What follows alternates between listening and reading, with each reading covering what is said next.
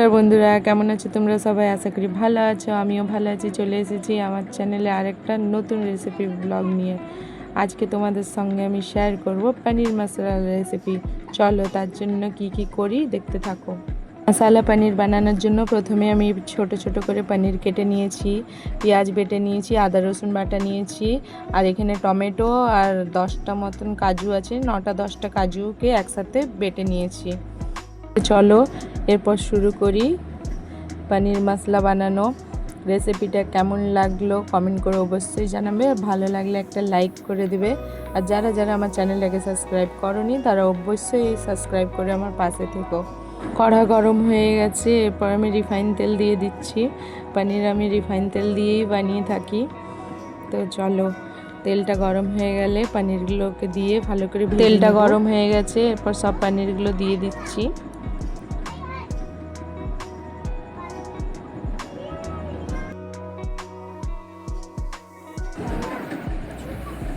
একটু হলুদ গুঁড়ো আর নুন দিয়ে পনিরটাকে ভালো করে ভেজে নিব।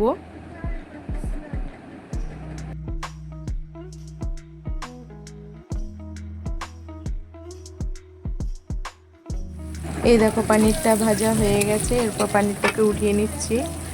পনিরটা বেশি ভাজিনি, আমি অল্পই ভেজেছি।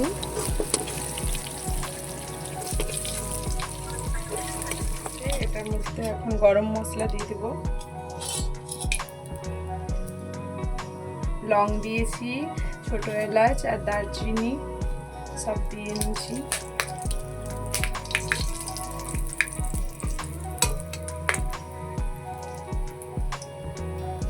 এরপর পেঁয়াজ বাটাটা দিয়ে দিচ্ছি।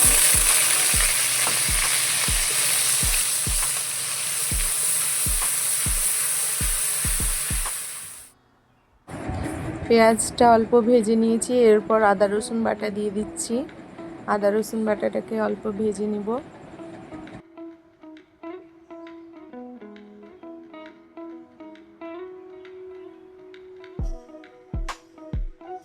পরে দিয়ে দিচ্ছি টমেটো বাটা আর কাজু বাটা, একসঙ্গেই আমি বেটে নিয়েছিলাম।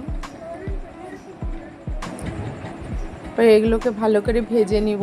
আমি তো সব কাঁচাই দিয়েছি, তাই একটু বেশিক্ষণ ভাজতে হবে।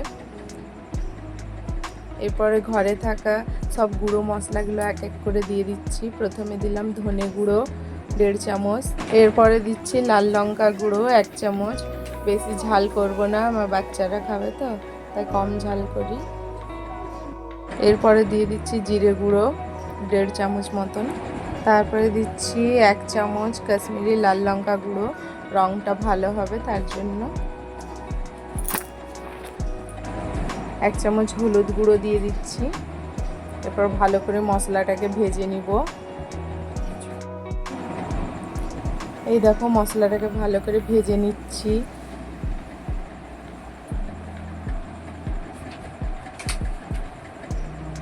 গ্রাইন্ডারে যে মশলা পিষেছিলাম ওটা ধুয়ে নিয়ে অল্প জল দিয়ে ভালো করে ভেজে নিচ্ছি। আবার মশলাটাকে ভালো করে ভেজে নিতে হবে, জল দিয়ে আবার ভেজে নিচ্ছি মশলাটাকে। এখানে আমি টমেটো পেঁয়াজ সব কাঁচা ব্যবহার করেছি, তো তার জন্য মশলাটাকে খুব সুন্দর করে ভাজবো। এরপরে দিয়ে দিচ্ছি 1 চামচ নুন। পনিরগুলো ভাজার সময় আমি নুন দিয়েছি, তাই একটু কম নুন দিলাম এখন। এই দেখো মশলাটার থেকে কি সুন্দর তেল ছেড়েছে। মশলাটা ভাজা হয়ে গেছে, এরপর পনিরগুলোকে দিয়ে অল্প ভেজে নিব।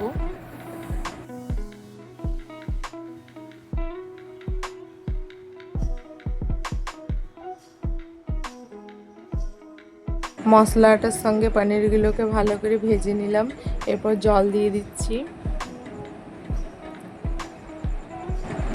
সব শেষে আমার কাছে শাহি পনির মশলা ছিল, সেটা দিয়ে দিচ্ছি। এরপরে গরম মশলাও দিতে পারো, তা আমার কাছে ছিল মশলাটা, আমি আগেও বানিয়েছিলাম।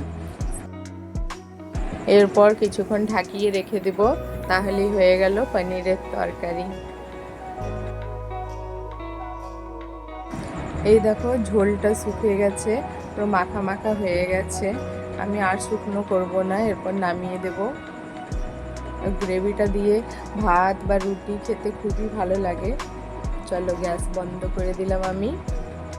তৈরি হয়ে গেছে পনির মশলা। আমি খুবই সহজভাবে বাড়িতে যা যা উপকরণ থাকে সেগুলো দিয়েই বানালাম। পনির রান্না হয়ে গেছে। এরপর উপর থেকে আমি 1 চামচ ঘি দিয়ে দিচ্ছি, তাতে খুব সুন্দর লাগে খেতে।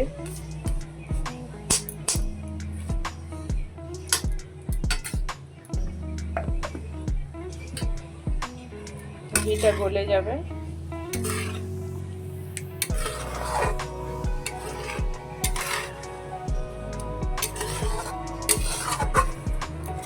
বাটার থাকলে বাটার দিয়ে দিই, বাটার নেই, আমি ঘি দিয়ে দিয়েছি। ঘরে থাকা উপকরণ দিয়ে খুবই সহজভাবে পনির মশলা এইভাবে তোমরা বানিয়ে নিতে পারো, খেতে খুবই টেস্টি হয়। পনিরের রেসিপিটা হয়ে গেছে। পনিরের রেসিপিটা দেখে তোমাদের কেমন লাগলো কমেন্ট করে অবশ্যই জানাবে। ভালো লাগলে একটা লাইক করে দিবে, আর যারা যারা আমার চ্যানেলটাকে সাবস্ক্রাইব করেনি তারা অবশ্যই সাবস্ক্রাইব করে পাশে থেকো। Bye bye.